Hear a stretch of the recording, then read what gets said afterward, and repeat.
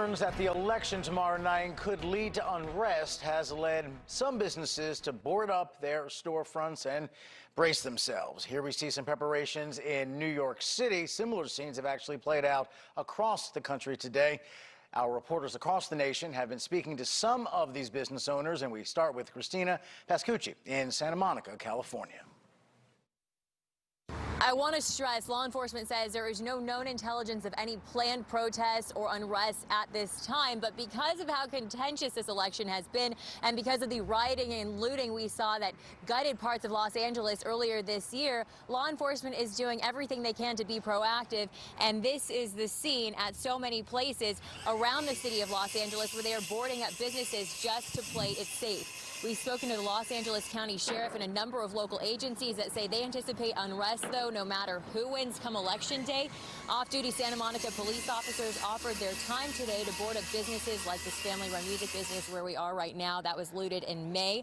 Santa Monica police have a tactical unit coming from the California Department of Corrections to beef up their force.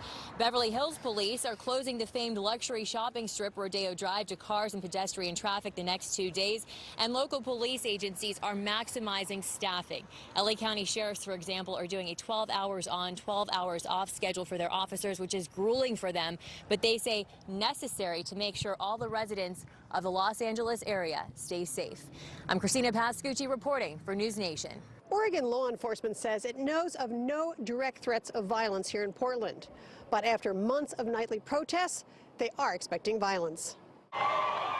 Oregon's governor wants to avoid a repeat of post-election Portland 2016, when there were shootings, more than $1 million in property damage over the course of 3 nights, more than 100 people arrested.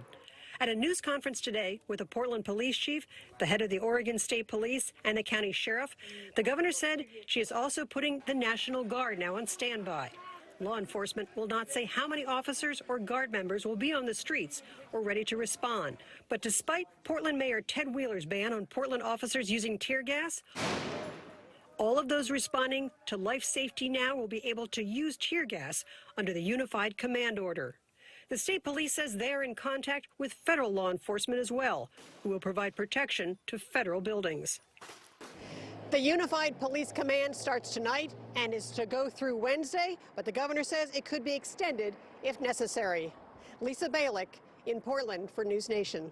I'm Darius Johnson in Indianapolis, and right now we are in the heart of downtown in Monument Circle, where you can see that many businesses are already starting to board up ahead of any potential unrest following tomorrow's presidential election. Some are even putting safety plans in place for employees. Now, this is the same area where protests, riots, and widespread looting occurred in May following the death of George Floyd. Right now, there are dozens of businesses who have decided to board up to prevent those same events from reoccurring.